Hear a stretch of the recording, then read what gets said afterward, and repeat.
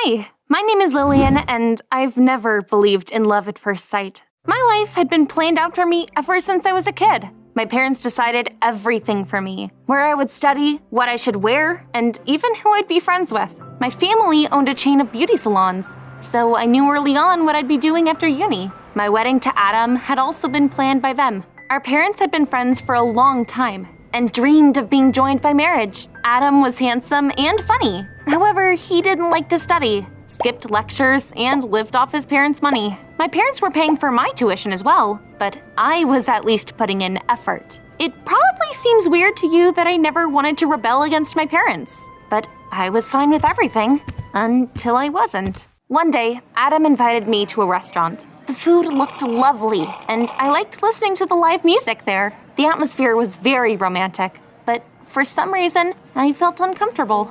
I looked at Adam and I realized that I only saw him as a friend. Listen, don't you feel like we're living someone else's life? We're only dating because that's what our parents decided we should do. Actually, I'm dating you because I like you. Don't you feel the same way? At first, Adam was surprised, and then he started yelling at me just because I'd shared my opinion. I felt hurt, so I quickly got up and left the restaurant. Instead of getting a taxi, I decided to walk around the city at night. I didn't even think about where I was going. Soon, I turned into an alley and I heard loud music coming from a bar. I didn't really like clubbing, but at that moment, I wanted to let off steam and do something rebellious. Adam caught up to me at the door and grabbed me by the arm. He must have been following me this whole time. What are you doing? You seriously want to go into this dump? I pulled my arm away and I went inside. Adam didn't follow me. There was a huge crowd inside the bar. Music was blaring and everyone was dancing. I wasn't used to a place like this, but I still liked it. I sat down at a free table. At least I thought it was free. However, a couple came up to it and an annoyed girl said that they'd already been sitting there. Come on, Shayna. There'll still be enough space if this beautiful stranger joins us.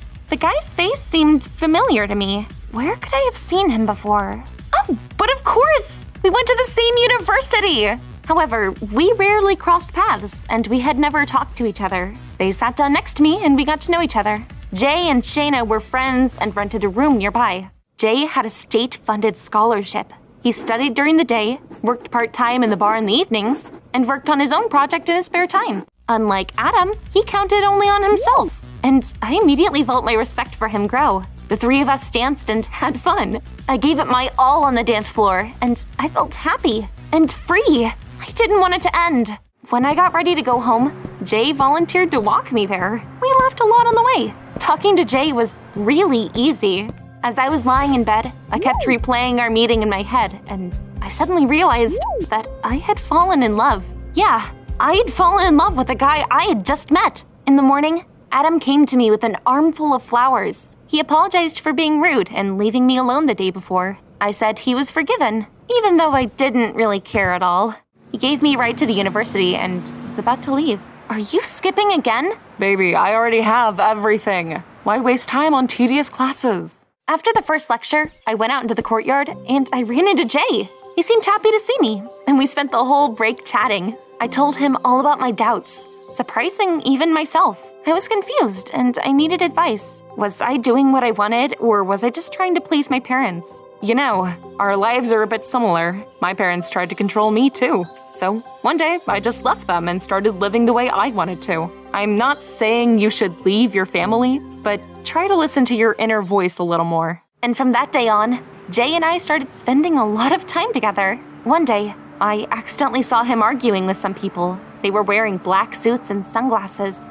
Jay was trying to prove something to them and shouting, but when he noticed me, he stopped at once. After those strange guys left, I asked him who they were. Jay didn't answer and immediately changed the subject. I didn't ask any more questions, and I quickly forgot about it. I noticed that our usual walks were gradually starting to look like dates. One day, we went to an amusement park, and there, Jay kissed me. That evening, I met Adam, and I told him that we needed to break up. He was furious. I know it's all because of that beggar. I've seen you two spending all that time together. You're going to regret it, Lillian, but it'll be too late when you come crawling back to me. I felt awful after that talk. I decided I would tell my parents about everything and hope they would support me. But that wasn't what happened at all. When Dad heard about me liking Jay and dumping Adam, he got really angry. He yelled at me and called me ungrateful and selfish. Mom took his side. I was very hurt, and I wanted to cry. Why were they acting like this?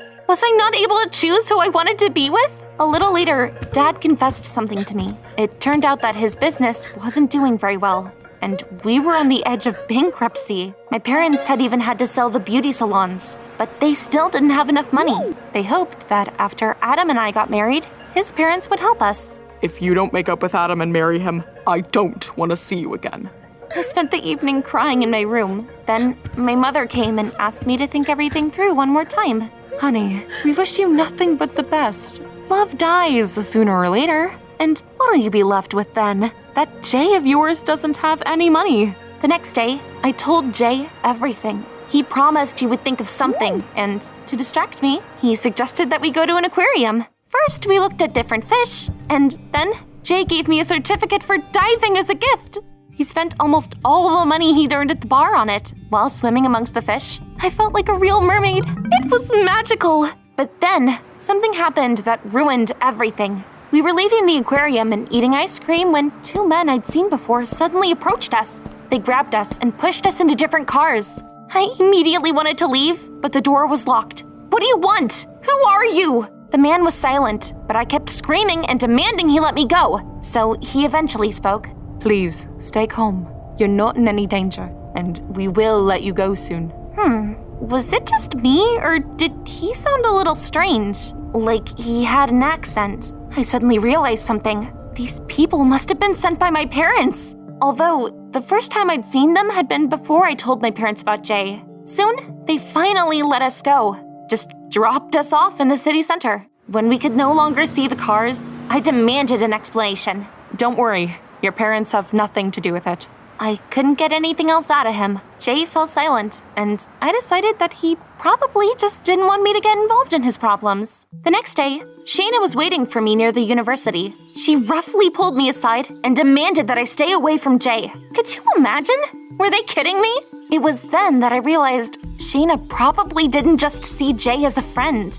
They were in love with them too. But I'd had enough of my own problems at the moment. I wasn't about to solve someone else's. Our relationship is none of your business. You're just gonna dump him anyway. I just don't want him to suffer like that. I kept thinking about our conversation during the day, and as a result, I couldn't focus on my studies. During the last lecture, a note suddenly fell onto my desk. It said that after classes, Jay would be waiting for me in the lecture hall, number 15. So, of course, after the lecture, I immediately went there. However, when I opened the door, I saw Adam instead of Jay. He took my hands into his, and he said he wanted us to make up.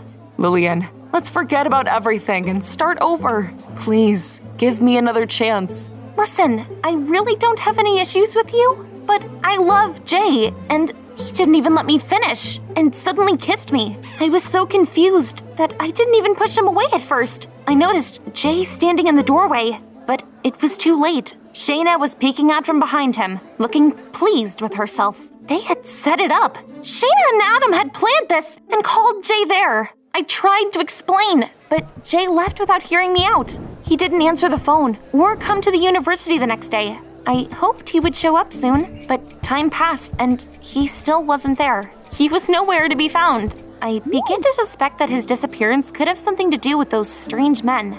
What if they had done something to him? I tried to contact the police, but no one there would listen to me. I didn't leave my room for days. I skipped even more lectures than Adam. My parents even called a doctor, but he said that I was just overworked and stressed, so they told me to rest and prescribed me some vitamins. One day, my parents came to me and said they weren't angry anymore. They'd accepted my decision and promised not to make me marry Adam anymore. I was so surprised. I hadn't expected that from either of them, but especially not my dad. We've been invited to an important event in London. The local aristocracy and influential people from other countries will be there. If we're lucky, we'll find new partners. Lillian, you should come with us. You've spent way too long cooped up in your room. But I didn't want to go to England. More precisely, I didn't care whether I went or not. But in the end, I agreed. The next day, my mom took me shopping. We tried on a lot of dresses and jewelry. My mom spent a lot of time choosing an outfit for me. That probably should have been a red flag for me, but I hadn't really been suspecting anything. In England, we stayed in a beautiful 3-story house. Dad said that the organizers of the event had rented it for us. I had several rooms, all to myself, a bathroom, even a dressing room. It seemed like these aristocrats really were rich. In the afternoon, Mom called makeup artists and hairdressers, and they came to our rooms. They did our makeup and hair. Mom made sure that I looked perfect. She even yelled at the makeup artist and made him redo everything several times. A car was sent for us in the evening. Strangely enough, the driver's face seemed familiar to me. I kept trying to remember where I could have seen him. As we drove up to a posh mansion, I suddenly realized that the driver reminded me of one of the men who'd been following Jay around. Except now he wasn't wearing glasses. Wait, no, that made no sense. Of course, it couldn't be him.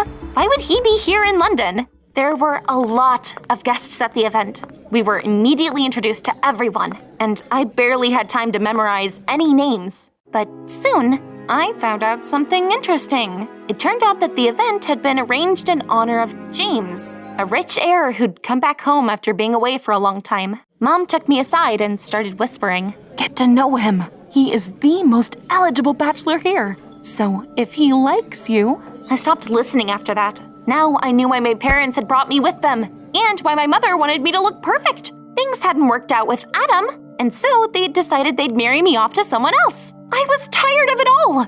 My mood was ruined, and I decided I'd leave. My parents tried to stop me, but I wasn't paying attention to them anymore. I'd almost reached the door when they announced that James had come out to the guests. I turned around and froze when I saw him. It wasn't possible, but Jay was walking right towards me, smiling at the guests along the way.